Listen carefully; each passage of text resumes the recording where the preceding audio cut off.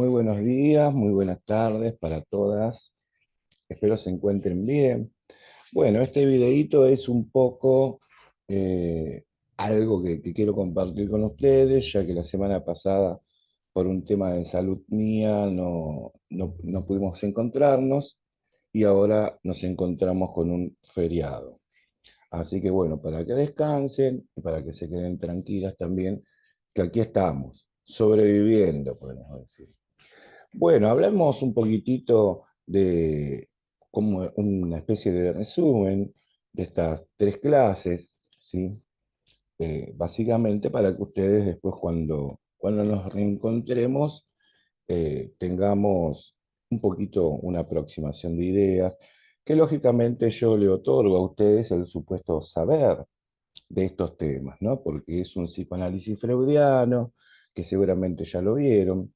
Sin embargo, es importante ir marcando las resignificaciones, ¿no? Porque una teoría que se repite es la que muere. Y en este sentido, lo que nosotros tratamos de hacer es investigar. Invitar a la investigación psicoanalítica y de las distintas psicologías.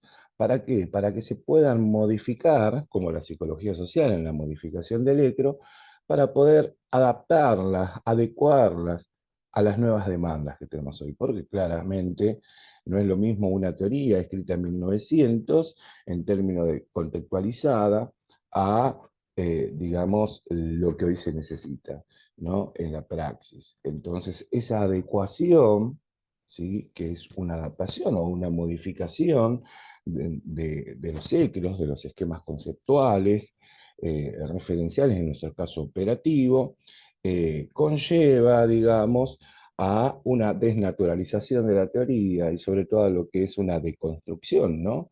En el sentido de poder desmontar, como dice Darío Zeta, desmontar significa esto, poder, inclusive de la psicología gestáltica, podríamos decir, poder separar, poder hacer una excisión, poder analizar hasta lo más profundo.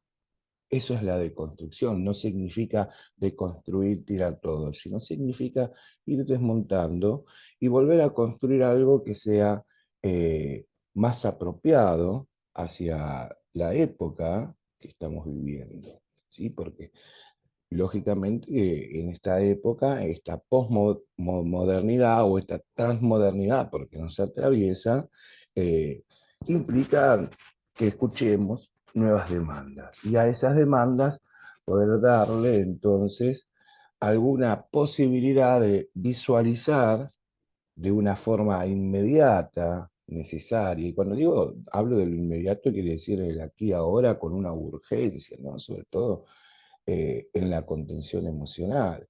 No podemos estar esperando de un turno, no podemos estar esperando o ver para analizar la culpabilidad de un pasado. La gente necesita una respuesta inmediata, por eso dije en alguna ocasión, eh, llamémonos como bomberos del alma, ¿no? Pero en el aquí y ahora. Organicemos este presente, luego vayamos un poquito hacia el pasado y tratemos de hacer un proyecto al futuro, pero que sea cortito, para que no cause más frustraciones. Bueno, gente linda, aquí estamos entonces. Vamos con la idea de lo que es el aparato psíquico, ¿no? Este psiquismo, le decía yo, eh, que lo deben entender, lo debemos entender fácilmente como la capacidad que uno tiene, ¿no? De manejar ciertas energías. Por eso me gusta hablar de un quantum de energía que Freud va a hablar de investidura, ¿no? Una energía que por un lado puede estar ligada, que serviría para conservar la vida, ¿bien? Y entonces se va a descargar, pero en esta descarga hay, ¿no? Un cierto control que lo vamos a ver en el proceso secundario.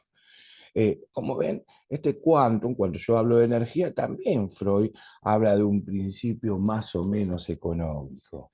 Eh, y esta investidura, pero hay cierta energía, ¿sí? Que queda circulando libremente. y que la descarga entonces se hace inmediata, ligera, podríamos decir, con lo cual involucra el proceso primario, ¿sí? De desplazamiento y condensación. Esto Freud lo va a llamar en su biologicismo, ¿no? La pulsión de muerte, si se quiere, ¿no? Como un instinto la pulsión. Fíjense que ahí hace, ¿no? Un paralelismo y no pone como un concepto límite, sino que cuando habla de pulsión en las primeras teorías, se refiere a un instinto. Después va a hablar de la pulsión como fuerza y empuje. Sin embargo, la noción orgánica, su apuntalamiento o apoyatura en lo biológico y neurobiológico, va a decir que, bueno, toda esa fuerza, ¿sí? Que vive, toda esa energía capaz de descargar, entonces necesita también de otra energía, como una pila, digamos, ¿no? Y esa energía va a ser la libido. Y ahí vienen las cuestiones biológicas, es decir, que por más que ustedes tomen a la pulsión como una fuerza de empuje constante, necesita una energía. Y para Freud es innata. Esa es claramente la diferencia que nosotros tenemos. Fíjense que cuando yo hablo de un quantum de energía, yo voy a decir, primero que existe la posibilidad y capacidad en el humano, ¿sí? De que tengamos una energía que sí quede ligada, ¿sí? Quede ligada a, a representaciones, si quieren ustedes, porque ni siquiera queda ligada a objetos reales. Ahí vamos a resignificar con Lacan, ¿no? Porque esos objetos dejan de ser reales porque pueden pasar a ser simbólicos, ¿no? ¿Qué es para vos tal cosa? No es que uno se liga a un auto, e inclusive no liga al amor y el afecto, digamos, a una persona, sino a lo que la persona es para uno, ¿no? Por eso hablo de representaciones. Entonces, cuando uno habla de asociación, tiene que ver con esto, ¿no? Con la ligadura, con la ligazón que hay. Y por otro lado, bueno, hay energía que circula libremente, ¿sí? Por eso tienen que tener en cuenta ustedes esta cuestión. Le había dicho yo, que así como Pichón hizo las 3D, en el trabajo de investigación, me fui llevado a poder armar y desarrollar una teoría que se llama las 3T, ¿no? O sea que la capacidad de este aparato psíquico tiene tres posibilidades que comienzan con T. Una es que la energía se transmite, ¿vieron cómo se transmite la energía? ¿No? Inclusive cuando uno va a un lugar que dice, uy, qué mala onda, y te vas un poco afectado, porque tal vez se ligue también esta posibilidad imaginaria pero también simbólica, porque por ahí uno está medio mal, ¿no? Y bueno, y entonces el otro estaba mal y te tiró todas las pálidas, y de una u otra manera te vas peor, ¿no? Pero también tenemos la capacidad de transformar la energía. De hecho, fíjense ustedes que lo que nosotros hacemos con los asistidos, ¿no? Y con cada una de las consultas es darle la posibilidad de que visualicen otras herramientas para que puedan transformar esta energía. Por ejemplo, personas que piensan en todo lo negativo y que tengan la posibilidad de pensar también en lo positivo. No es que seamos totalmente positivistas y que uno se vaya a abrazar al primer árbol que vea, pero bueno, la idea también, por ejemplo, imagínense en esos pensamientos totalmente negativos, ¿no? Con ideas de muerte, con ideas de enfermedad mental, un optimismo trágico ocurre, ¿no? En un ataque de pánico, en donde uno se concentra en sus propios síntomas y claro, nada de lo que suceda en un futuro va a ser mejor, sino va a ser peor de lo que está pasando, ¿no? Es como ver un poco, contaba yo en las clases de anoche, ¿no? Los noticieros en esta semana, por lo menos aquí en la ciudad de La Plata y alrededores, desde Santa Fe hasta acá, uno miraba un noticiero, yo bueno, no miro noticieros, pero ni ningún programa en realidad, eh, por una decisión propia, ¿no? Durante la pandemia apagué el televisor, está por ahí. Y bueno, y uno decía, uy, qué tormenta, che, es el fin del mundo, acá voy a morir, bueno, preparémonos para nuestra muerte, ¿no? Porque era de alerta naranja, Y después, bueno, llovió, sí, pero no fue tanto. Pero ¿qué pasa entonces, como dice Lacan, con esta energía que utilizamos en la proyección, que también introyectamos, ¿no? ¿Qué pasa con la energía que tiene que ver de nuestra fantasía? Cuando la fantasía se convierte solamente en esa fantasía negativa, y no se puede transformar en creatividad. Entonces aparece lo siniestro, como la locura. Y la única manera de transformar lo siniestro en lo maravilloso es a través del arte, a través de la creatividad. Entonces aquí hay una cuestión que me parece sumamente interesante de plantear, de replantear hoy, ¿no? Que así como podemos transmitir energía, también la podemos transformar. Y también la podemos transfigurar, que esto quiere decir, bueno, ¿no? Sobrepasar, transfigurar. eh, y entonces esta energía, nosotros vamos a verlo en el registro de dos pulsiones, sobre todo lo que dice Freud, ¿no? Como dije, una representación que se forma según el contenido concreto de esa cosa, ¿sí? Pero que siempre va a reproducir algo anterior. Es decir, algo que Freud utiliza como un cliché, ¿no? Como una huella anémica, digamos, de lo cognitivo. Entonces, implica algo, pero que a la vez ese algo es simbólico. Simbólico porque simboliza algo que ha pasado. En cambio, ¿sí? En otro registro pulsional encontramos el afecto, distinto de la representación. El afecto es una expresión cualitativa, como ustedes saben, ¿sí? Eh, de esta energía, o sea, la caridad de energía que tiene que ver con la investidura que nosotros vamos a dar a ese objeto, ¿sí? O a ese sujeto, lo cual se llama catexis, ¿no? Entonces, ahí hay una inscripción. Amar a una persona. Pero en realidad también entre el afecto que se produce en eso de ligar, ¿no? También la persona implica algo para nosotros. Implica algo que puede ser entendido dentro de una huella, es decir, no como una reproducción porque está alterada, sino que se desplaza y se condensa en esta persona, pero hay huellas en nosotros, ¿sí? Que son del pasado. Y entonces, bueno, siempre como que vamos amando o buscando personas, por ejemplo, en este caso, para amar, que tengan algo parecido a y algo no parecido a. ¿Sí? Entonces, ahí viene la cuestión de cómo puedo ligar esta energía en forma de afecto, ¿no?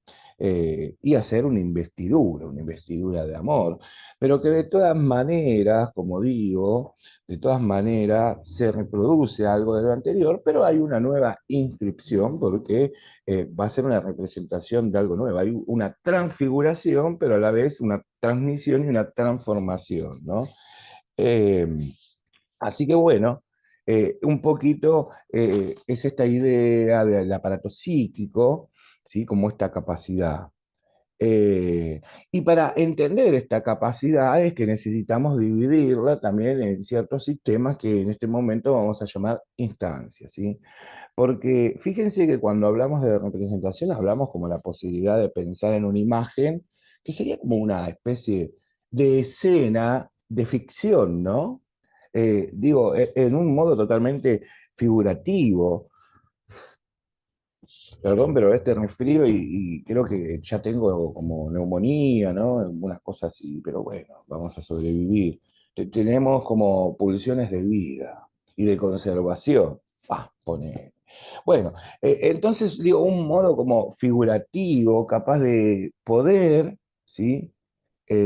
También dar la posibilidad de que esta energía se pueda transmitir, se pueda transformar, ¿sí? Y que se pueda también diferenciar en ciertas instancias. Es decir, las instancias serían como superestructuras, ¿no? Dentro de las tópicas, eh, y bueno, y ahí vamos a tener, por ejemplo, la instancia de la censura, que sería, ¿no? En un primer tiempo, y una instancia, la del super yo, como en un segundo tiempo para Freud. porque, claro, Melanie Klein va a hablar de un super yo temprano, en cambio, Freud va a hablar de un super yo en el sentido como resultante de la declinación edípica. Entonces, estas pulsiones que se van a manifestar, como dije, tanto en los dos registros de representación y afecto, ¿sí? Están como contrapuestas, pero a la vez, ¿no? Nosotros decimos desde la psicología social que podemos resolver esta cuestión de la oposición, de la lucha de opuestos, ¿no? Que tiene que ver con el sentido dialéctico. O sea, están opuestas, pero no tanto. Entonces lo comprendemos, ¿no? Es decir, uno está de acuerdo, pero no tanto, uno está loco, pero no tanto. Quedarse ahí, tal vez en el análisis de los dos polos, digo, ¿no? Se me ocurren algunas cuestiones de pensar, ¿sí? Por ejemplo, que toda representación y toda ligadura o ligazón en tanto investidura de amor a nosotros nos va a quedar grabado como una huella, yo lo llamo de dos maneras también, ¿no? Una huella anémica, cognitiva, es decir, algo del pensamiento que por más que estemos en una primera etapa de la censura, está ahí. Por ejemplo, poder despertar, transfigurada, si se quiere, ¿sí? Con los restos diurnos, con los sueños, es decir, con las formaciones por las cuales el inconsciente puede llegar a la conciencia. Estos serían por lo menos 5 formaciones que son las que habla Freud, ¿sí? Acto fallido, lapsus, chistes, sueños y para nosotros lo que más analizamos, síntomas, ¿no? Y analizamos los síntomas en el sentido de que son significantes, ¿no? Que los síntomas, miren esta frase, tal vez escuchen, eh, tal vez vieron que hay una frase, si no hay amor, que no haya nada. En nuestra vida decimos, bueno, si no hay síntoma, que no haya nada. Porque por más que nosotros le demos el supuesto saber a las personas, sabemos que en algún momento mienten. Pero ¿por qué mienten? No mienten de una manera consciente, o tal vez sí, ¿no? Lo hacen también de manera defensiva, más allá de que uno pueda manipular conscientemente a través de la mentira. Y lo hacen de una manera defensiva, fantasmática, desplazada, condensada, tal vez con ningún objetivo, como que entra dentro de un patrón conductual o de la personalidad, ¿no? Y eso es porque, bueno, hay huellas némicas que se fueron depositando en las experiencias singulares que después pasaron a ser subjetivas y se inscriben en distintos sistemas, ¿no? Y de algún modo van a quedar permanentes, pero latentes, como tapadas, y luego en alguna posibilidad experiencial, ¿no? De la vida cotidiana, entonces se pueden activar o reactivar, es decir, como se cargan nuevamente cuando uno entonces comienza a investir o a hacer esta catexia, ¿no? Libidinal. Es decir, como cargar de energía. Y ahí cuando carga de energía, bueno, comienza entonces a levantar eso que la primera, o en el primer tiempo la censura ha prohibido. Y también sucede más adelante, ¿no? Lo que en un segundo tiempo para Freud, eso que la moral, la ética, es decir, aquellos resultantes del super yo, como podemos decir, leyes culturales, han suprimido, ¿no? Pero han quedado ahí latentes. Esto estamos hablando básicamente de estas representaciones que son huellas némicas y yo le llamo también huellas afectivas emocionales, porque muchas de estas huellas fueron afectivas en el sentido del choque, ¿no? Entonces se produce cuando tenemos dos emociones opuestas que chocan, por ejemplo, amor y odio, y bueno, yo tengo que como decidir por una. Porque en la vida consciente, según Freud, no se puede amar y odiar al mismo tiempo. Bueno, nosotros tenemos una lectura distinta, pero dice que estos choques de ambivalencia, ¿sí? Esta ambivalencia del sentir, por ejemplo, se pueden vivir en paz, aún más allá de sus oposiciones, en el inconsciente, ¿sí? El tema es que en cada representación, por ejemplo, imaginemos que se liga a algo, también como mecanismo defensivo de un ataque de pánico, pensando en la producción de una fobia, pero como se asocia, ¿sí? Se van a ligar dos o más afectos o representaciones en la representación, lo cual hace que se desplace y se condense y que sea móvil y dinámica. Por eso hay un principio de economía, pero también hay un principio de dinamismo, ¿sí? Es decir, todo circula, y esto que queda, ¿no?, en el proceso primario es libre, libre y móvil, se comprende, ¿no? Por eso es que se desplaza, se condensa, lo cual hace que todas las manifestaciones del inconsciente queden disfrazadas, ¿sí? En cambio, la energía del proceso secundario puede quedar ligada, ¿sí?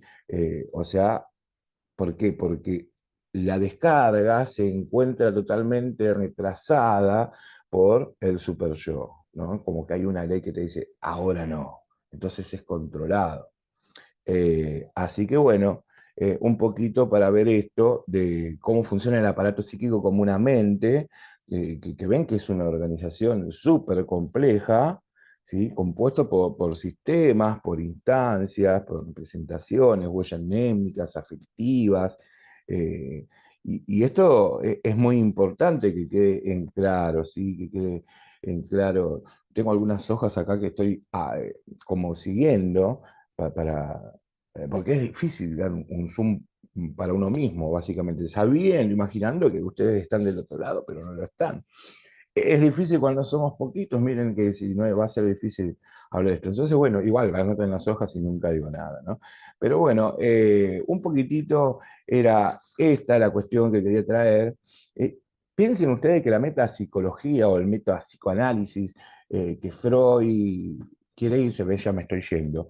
Primero tiene que ver con un punto de vista tópico, es decir, topo de lugar, encontrar lugares, ¿sí? Para no lugares cerebrales, bueno, tal vez que se puedan de una u otra manera asociar con algún lóbulo, pero en realidad lugares que le permitan explicar el funcionamiento del aparato psíquico y de estas representaciones. Desde ahí es que en 1900 puede plantear estas tres instancias, ¿sí? Sistema inconsciente, el sistema preconsciente, fíjese que lo estoy hablando como sistema, ¿no? Porque me gusta más hablarlo como sistema, porque en realidad son sus palabras, ¿sí? Y luego las instancias la va a poner en la segunda tópica, ¿sí? Del yo, super yo y el ello. Entonces, sistema inconsciente, sistema preconsciente y sistema consciente, ¿sí? eh, Instancias como lugar, dije como tópicas, como topos, pero instancias que en realidad todas funcionan como sistema. ¿Por qué funcionan como sistema? Bueno, básicamente van a funcionar como sistemas porque son súper complejas, ¿no? En un sistema, digamos que está todo organizado, podríamos decir nosotros en la noción de vínculo también como sistema, ¿no? Que tanto ha utilizado la psicología sistémica.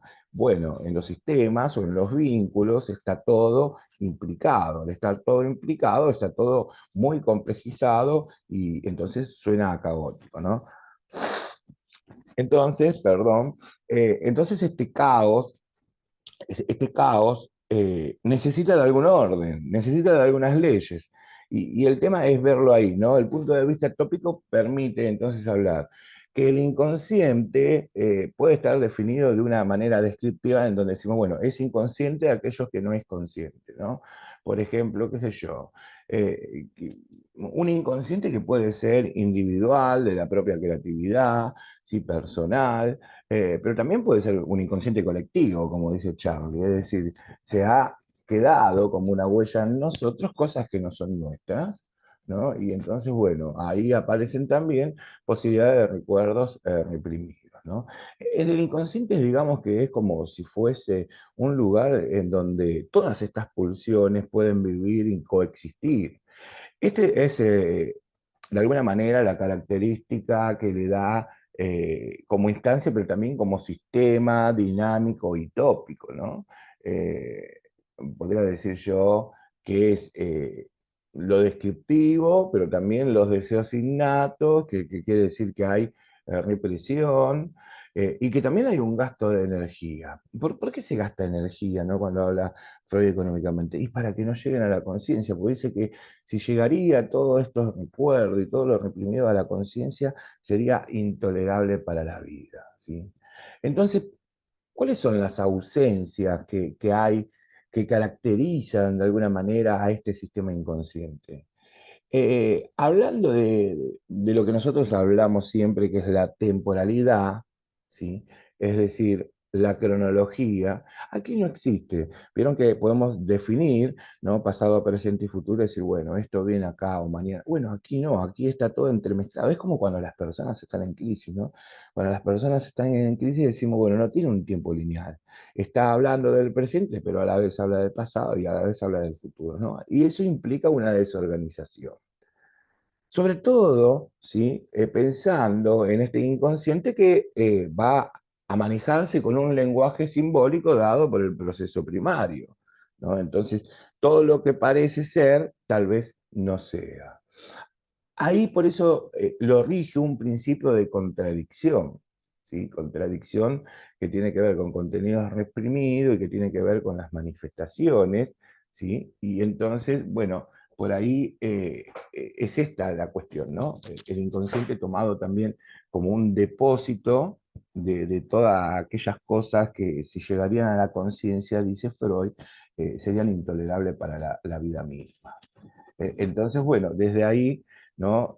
Tiene leyes propias, ¿no? Leyes propias el inconsciente, como por ejemplo esto, ¿no? El proceso primario de desplazamiento y condensación.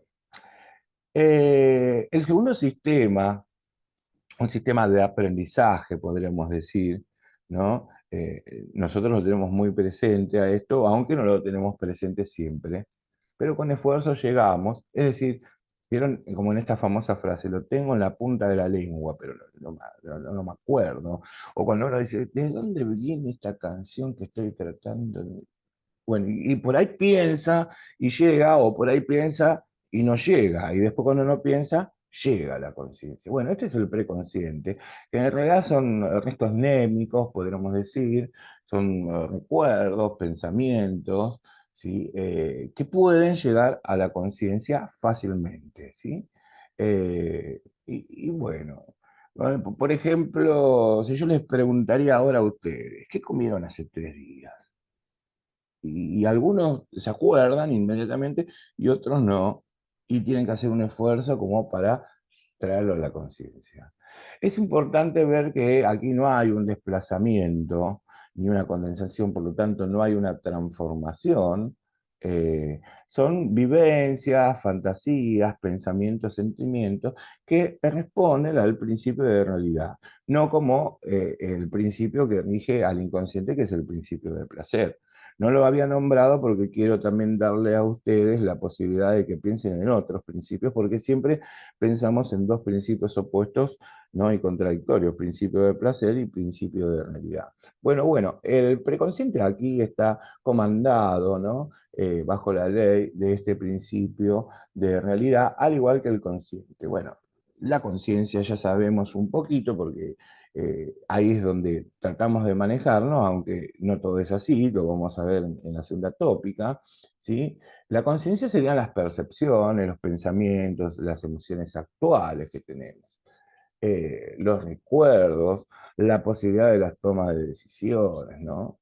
Eh, Percepciones que permiten este aprendizaje, un aprendizaje que es ahora, ¿no? En la apropiación instrumental del conocimiento ya.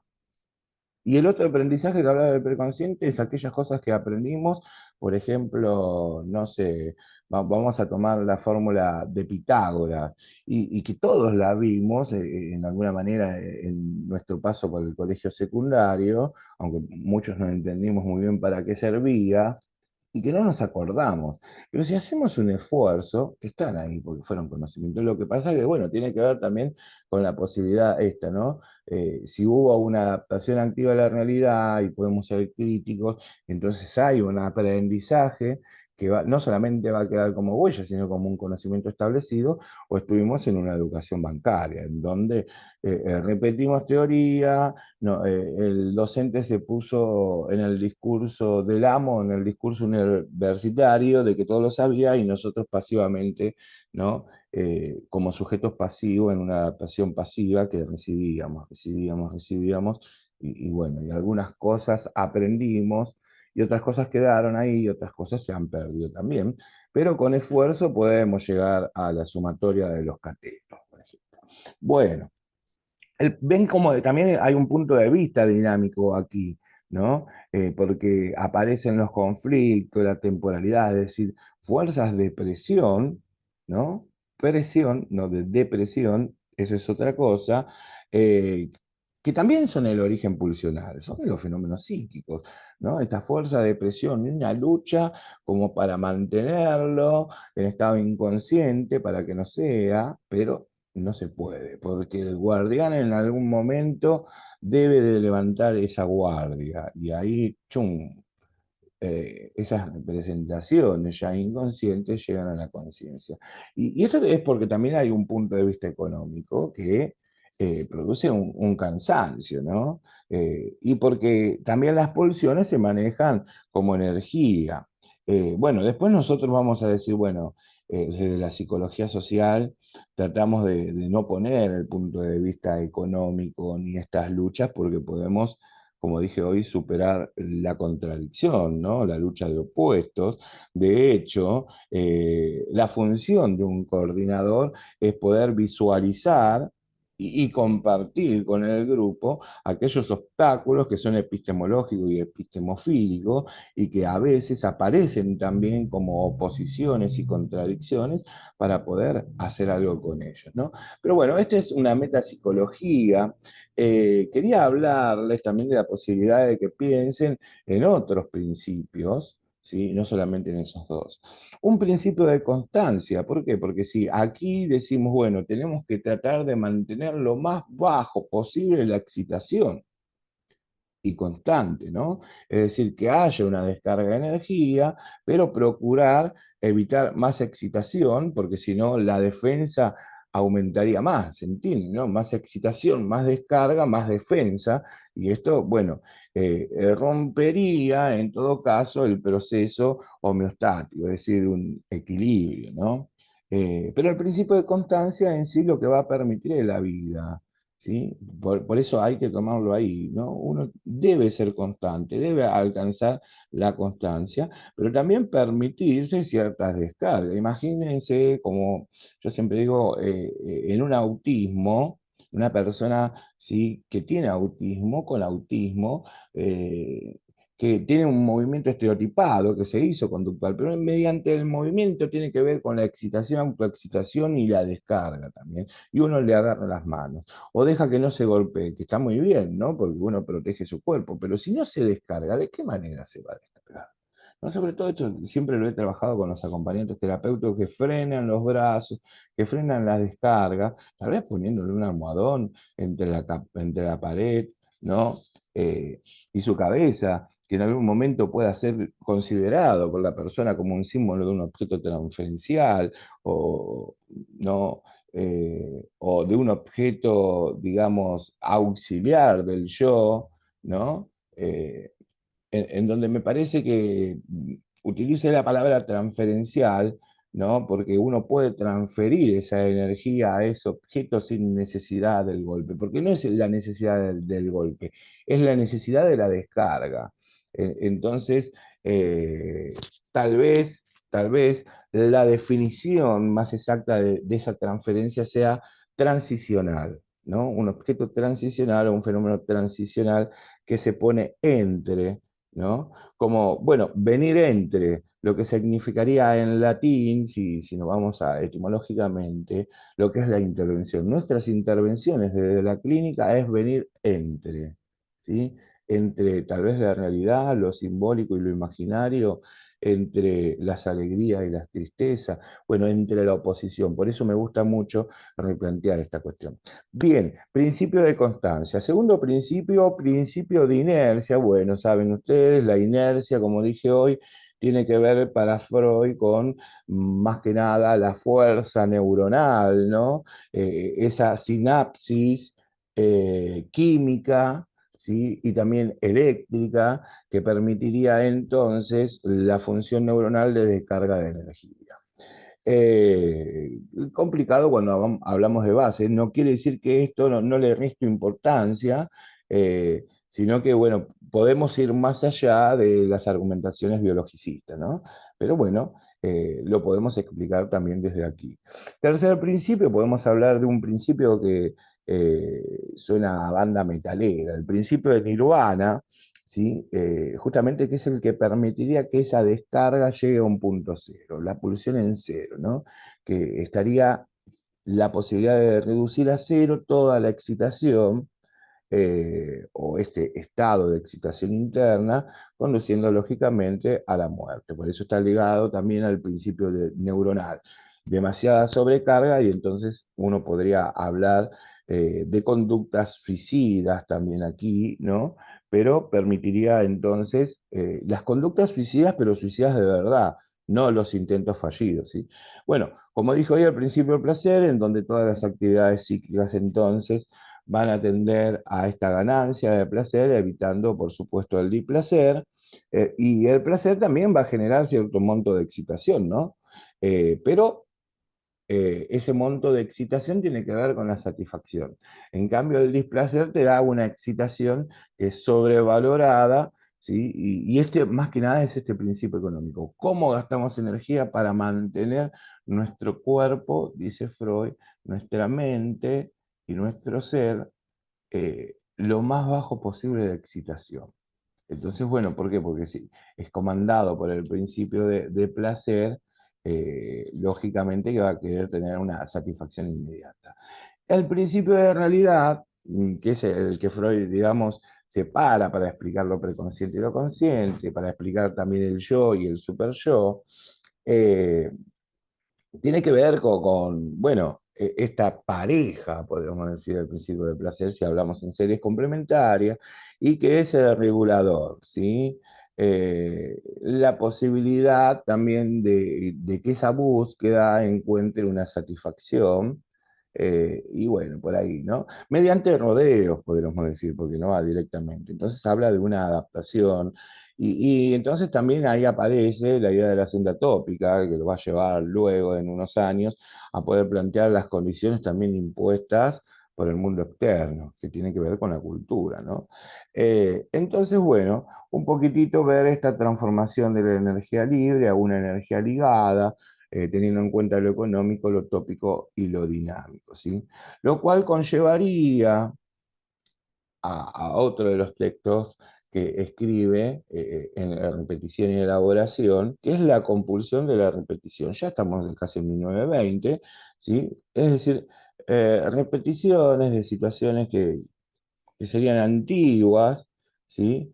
Sin saber el prototipo, pero bueno, en una investidura actual, ¿no?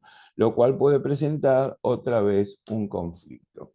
La primera de las tópicas, alguien lo ha llevado en un esquema que me parece bárbaro para explicar la carga sobrecarga, que es el esquema del peine, no, no es hecho por Freud, ¿no?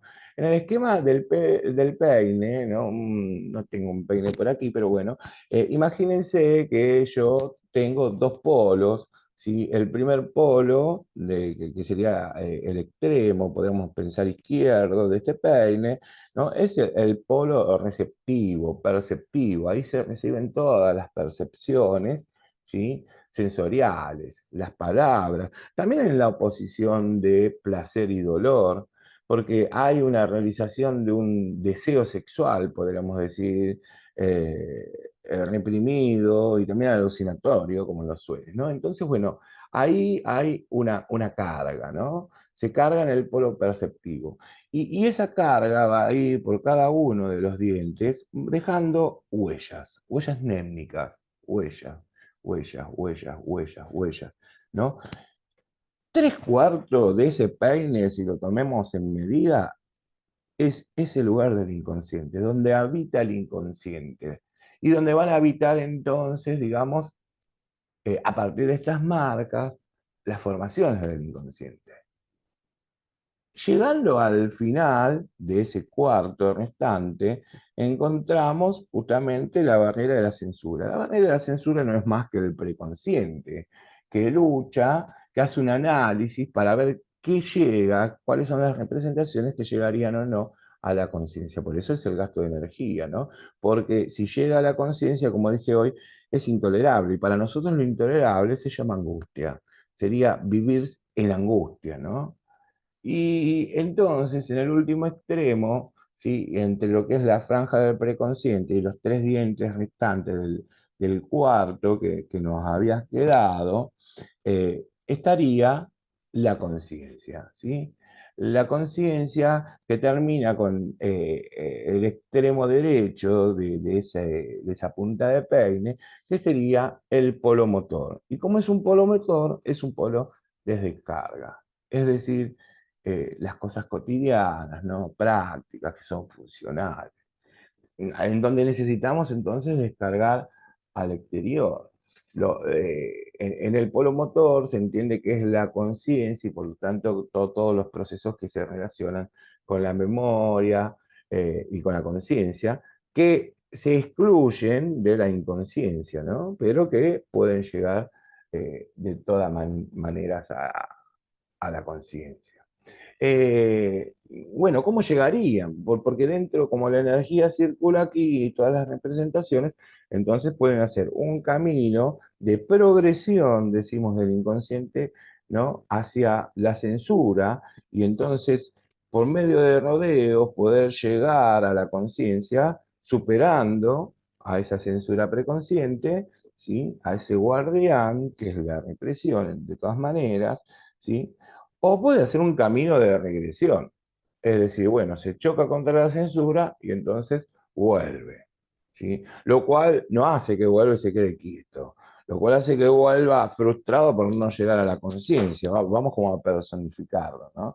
Y entonces junta cada vez más fuerza esperando llegar y marcando otras huellas. ¿Ven lo que sucede cuando las crisis luego de 72 horas se transforman en trauma? Esas huellas, y luego de 6 meses, situaciones vividas pueden tener a un trauma con muchas más fuerzas y más energías, ¿no? Causando e inclusive conflictividades de la identidad, ¿sí? Trastornos, y no estoy hablando de las estructuras clínicas, pero sí podría hablar de enfermedades mentales, ¿no?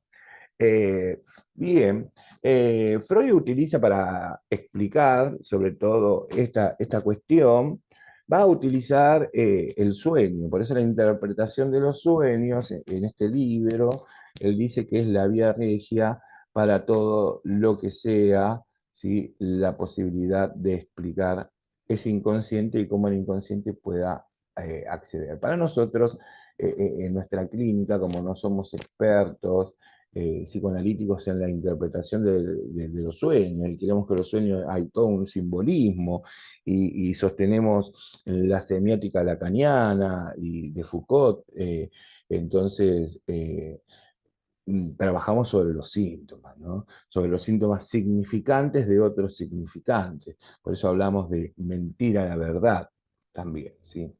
Entonces, un poquitito pensar en esta clase improvisada, así de la nada, miren cómo estoy, aquí me senté y aquí dije, bueno, doy ahora, ¿no? Esta cura psicoanalítica que tendría como objetivo vencer, primero diríamos nosotros visualizar, ¿no? Las ciertas resistencias al cambio, que son lógicamente inconscientes, muchas de ellas, como la negación, este empobrecimiento que muchas veces sienten las personas en términos de inseguridad, escuchar la queja, la desconfianza, que el dispositivo psicoanalítico en la metodología de la asociación libre, del análisis, de la elaboración e interpretación permite, pero también la queja y desconfianza, esa, ¿qué estás haciendo? Hace 16 años que vengo y creo que estoy cada vez peor, ¿no? La desconfianza al dispositivo. Freud lo va a tomar luego, ya en la cura psicoanalítica, en el contexto de 1920, como lo que lo lleva a escribir sobre la segunda tópica, que son mecanismos defensivos del yo. Entonces, son verdad, son verdaderas mis asociaciones libres. Si yo cada vez me siento peor, si yo tengo síntomas que antes no tenía, y esto lo lleva a escribir la segunda tópica, ¿no? Mecanismo defensivo del yo. Entonces aquí el yo se dice, pará, Yo en la primera tópica, cuando hablaba de conciencia, pensaba en un yo que era consciente. Y si yo le dijera que en la segunda tópica, él dice, bueno, paren, todo esto me llevó, ¿no? En la cura psicoanalítica, como un trabajo de elaboración, me llevó a pensar de que el yo es mixto. Es decir, hay un yo consciente, pero también un yo que es inconsciente, ¿no? Entonces, es esa una de las diferencias que marca con la primera tópica, en donde el yo era totalmente consciente. No, es mixto, porque hay una realidad consciente como construcción social, podríamos decir nosotros, de este polo perceptivo, del medio exterior, de lo intrasubjetivo, de las miradas y los decires de otro. Y también es inconsciente porque hay un principio de placer, ¿no? Que podríamos decir, bueno, pulsional, instintivo, si quieren, que recibe estímulos internos del cuerpo. O sea que es una instancia, el yo, como mixto, ¿sí? Y una cualidad y una característica también inconsciente eh, y también consciente. Por eso es dinámico y en construcción. Era lógico que tenía que terminar con esto.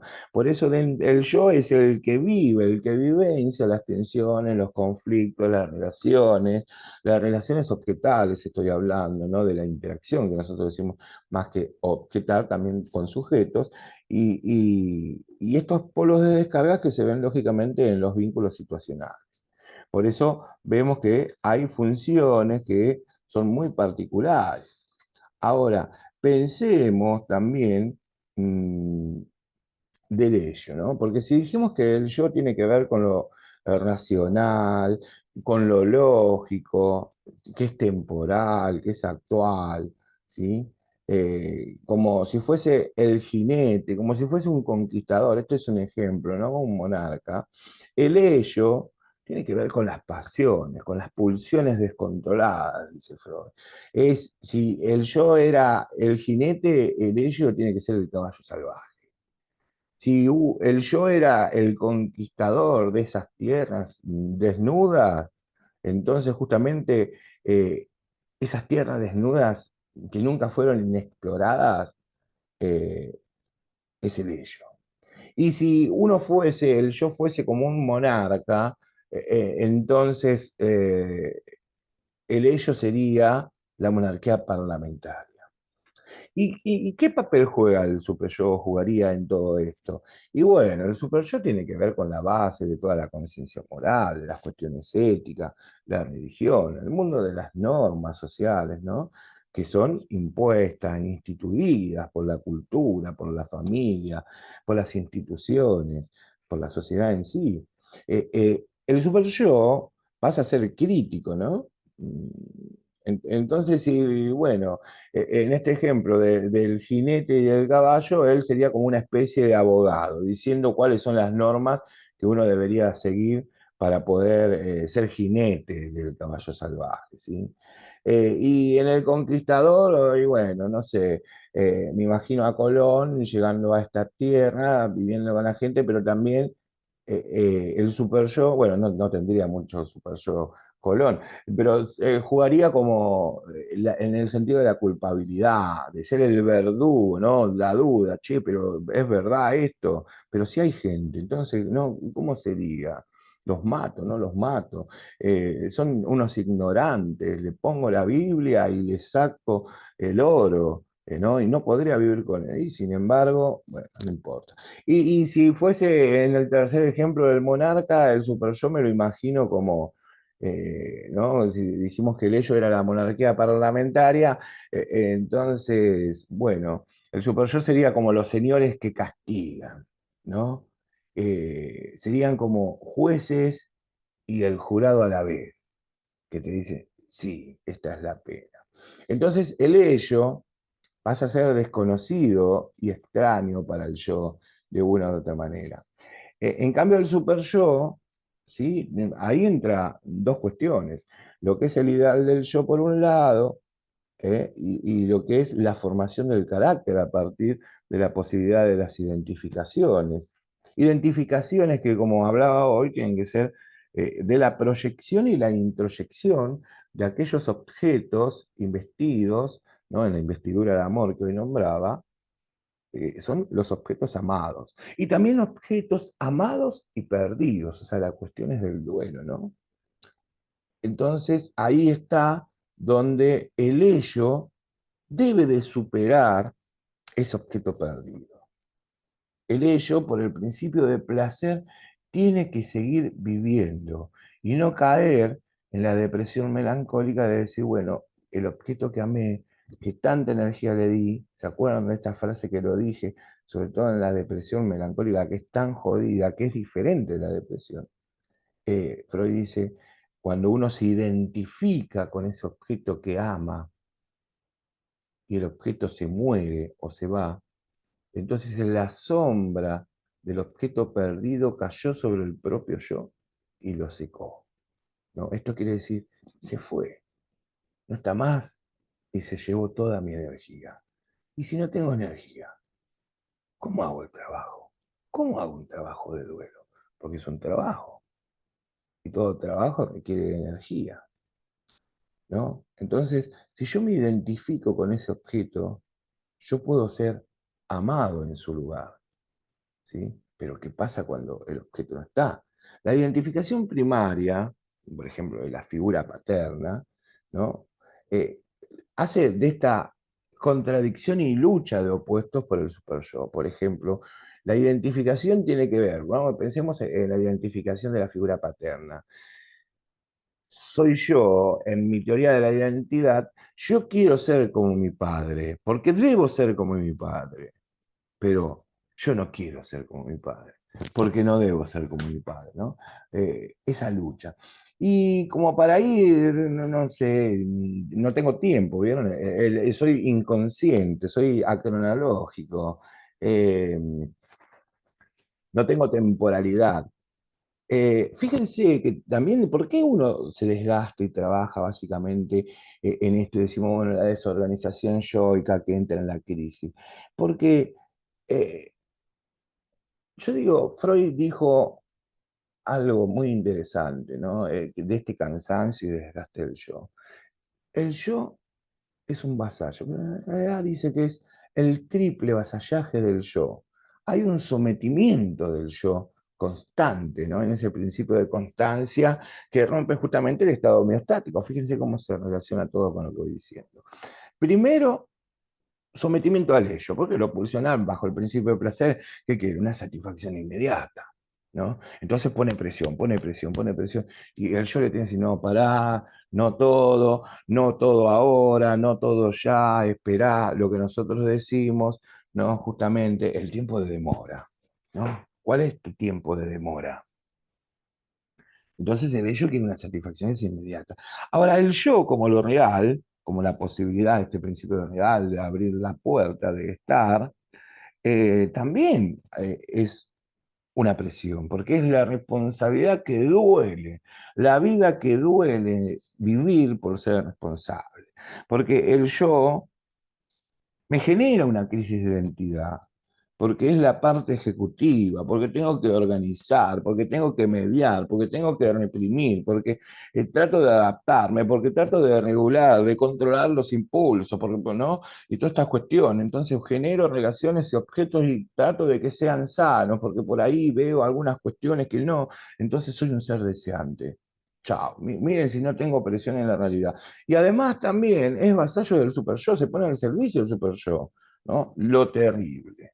Para lo hago, no lo hago, no, porque si lo hago voy a ser culpable. No, entonces la autocrítica, esa instancia, esa parte del yo que critica de alguna manera poniendo algún sentimiento. Miren si no me da presión esta crítica moral. Tengo una gana de hacerlo, pero sin embargo sé que no puedo. Sé que no puedo hacerlo porque eh, la carga, el peso, la presión que la sociedad, que la mirada de los otros, que los decires, que los rótulos que pueden ponerme, puede ser muy pesada. Bueno, ¿cómo vienen? Espero que ve bien, no sé cuál es el tiempo, como dije hoy. Esta cuestión del yo, super yo y ello la pueden ver también en un gráfico, en un esquema, que es el esquema del iceberg, ¿sí? En donde yo creo que ya le he dado la bibliografía.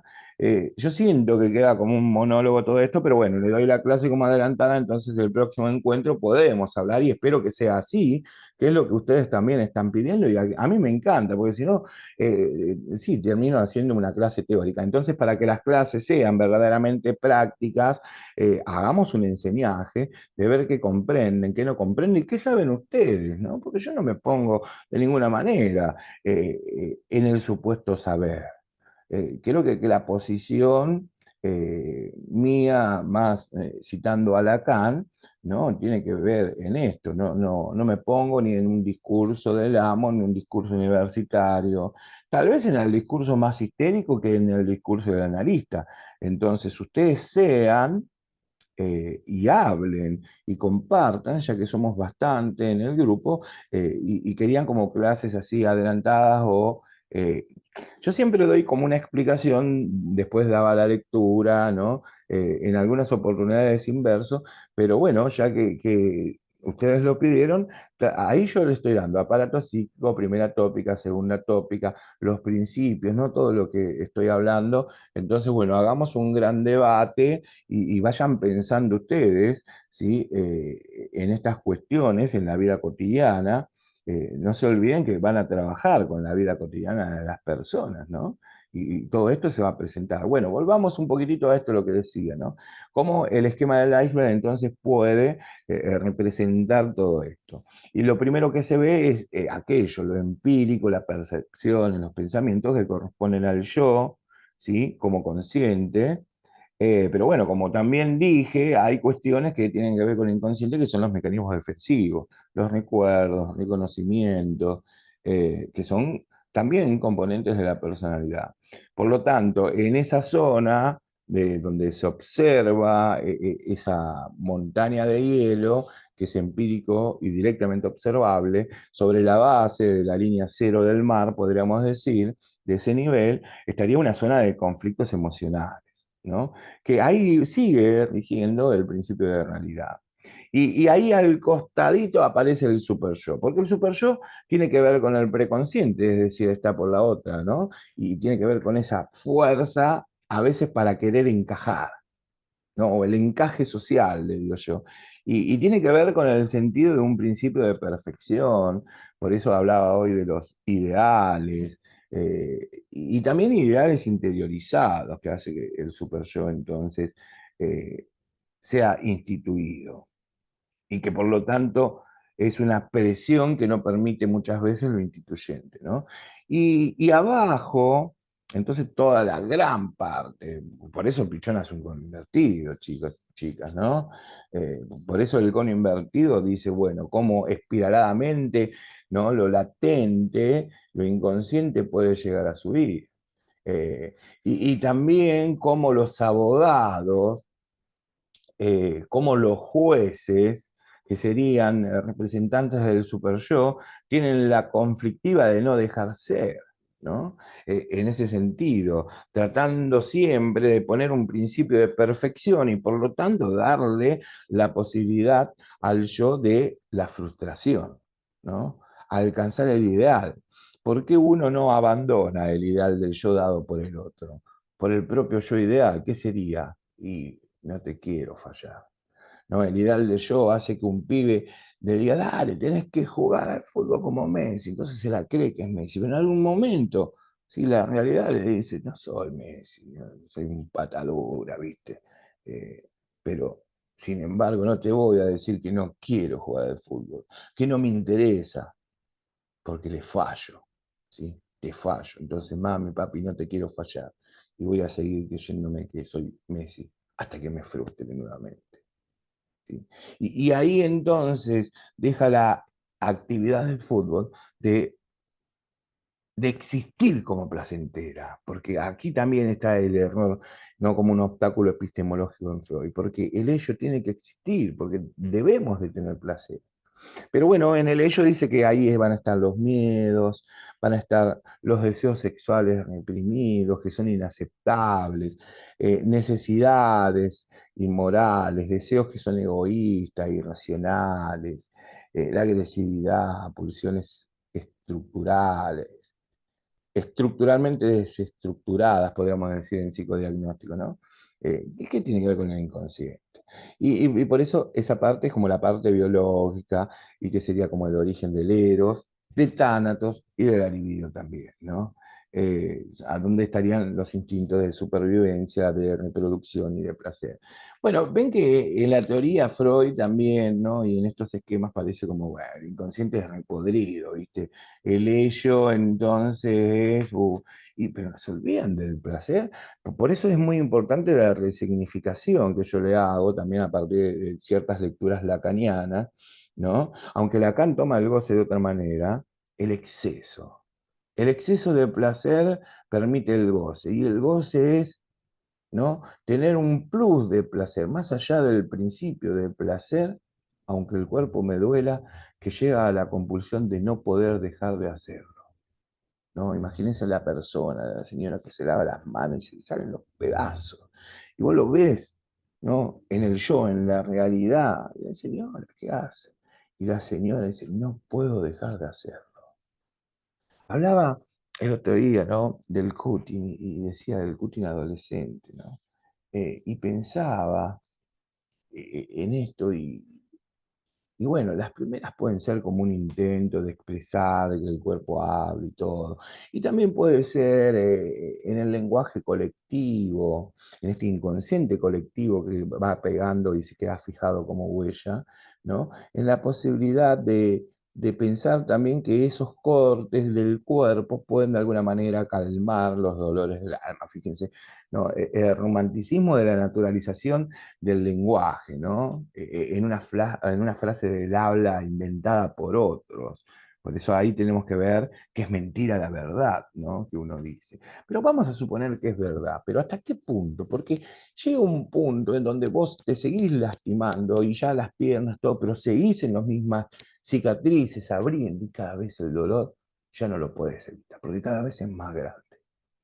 Y entonces el cuerpo ahora también duele, ¿sí? Eh, entonces hay algunos obstáculos, como esto que yo decía, el super yo, si lo creemos como una herencia del complejo del Edipo, ¿no? Como en la declinación edípica, entonces siempre va a ser un abogado del ello. ¿Que te castiga con qué? Con la culpa. Por eso hablo de abogados y de jueces. Perdón si hay abogados y jueces aquí, o abogadas y jueces, no hablo de ustedes, hablo del super yo, ¿no? El mejor ejemplo de ser el abogado del ello, quien te juzga, pero además te condena y te castiga. Y te dice, no al cambio, porque no quiere renunciar a lo estereotipado, a los cortes, al síntoma, a la enfermedad.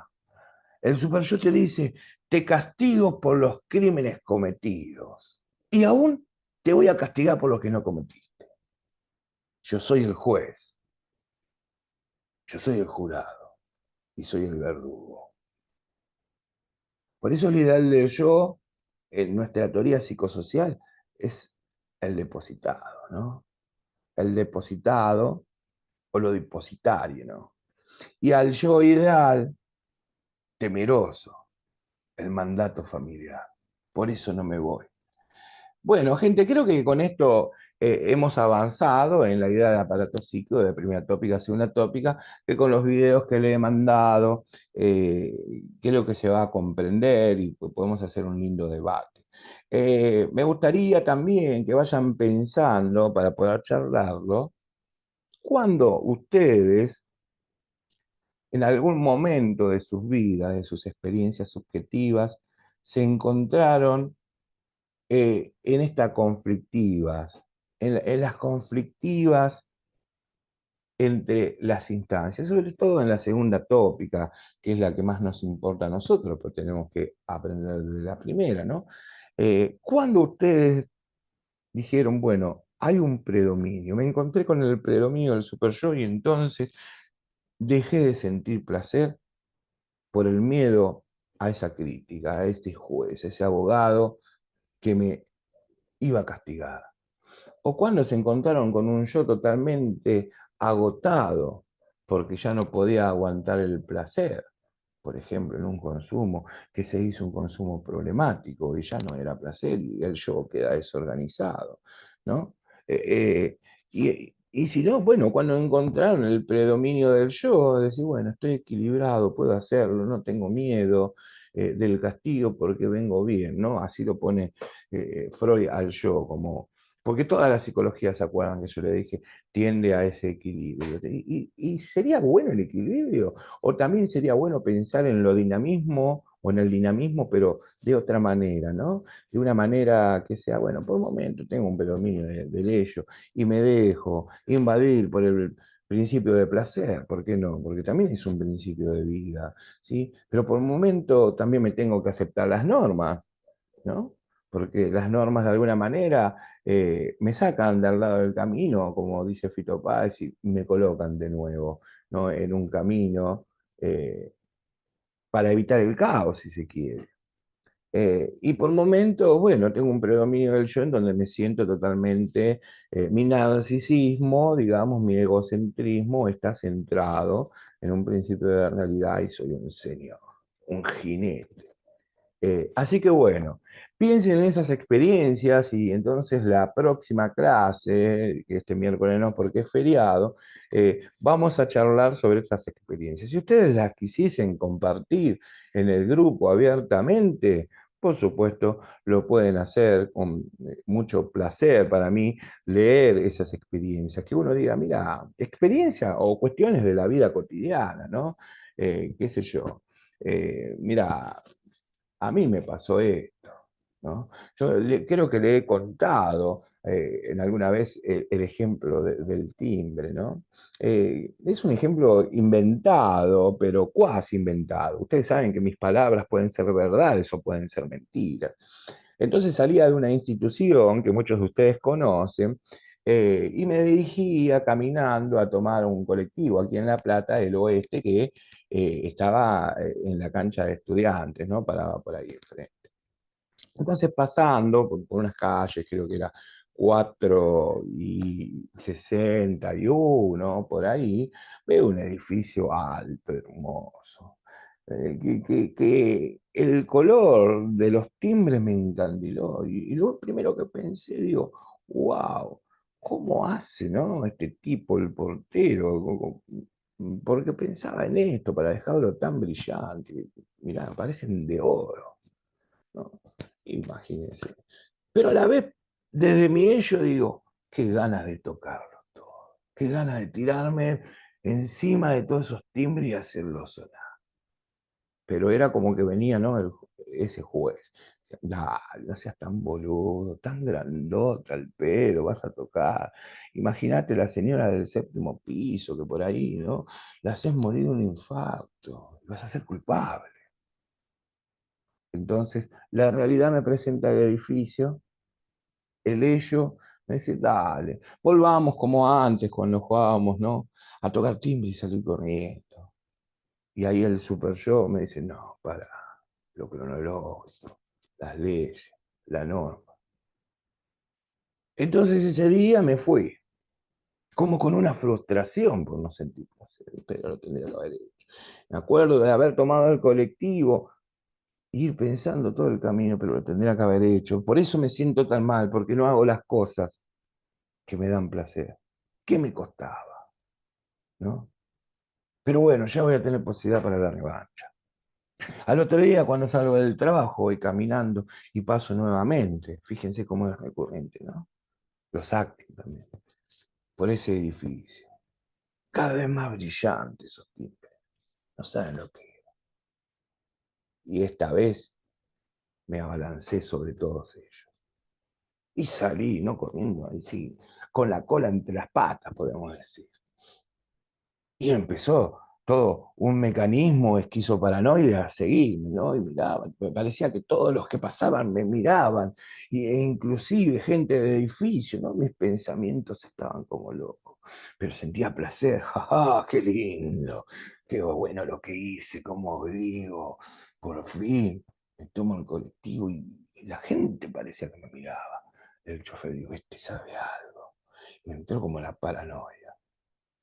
Y ahí me vino el sentimiento de culpa de nuevo del super yo. Culpable por hacerlo. Sos castigado con estas imágenes. Bueno, esta fue una experiencia. A ver si ustedes me cuentan, ¿no? Inventadas o vividas, da lo mismo, sus experiencias personales de cuando uno entra en conflicto entre estos tres sistemas, entre estas tres instancias. Por eso digo, ¿no? Eh, Tal vez el conflicto sería este, pero tal vez sería la posibilidad de pensar que a veces estás bien en predominio. ¿Por qué no? No todo debe ser como la ley manda. Sin plata y sin permiso, sigamos adelante. Chicas, nos vemos entonces el miércoles. Cuídense mucho, que tengan buena salud, dinero y amor. Chau, chau. Nos vemos. Abrazos grandes.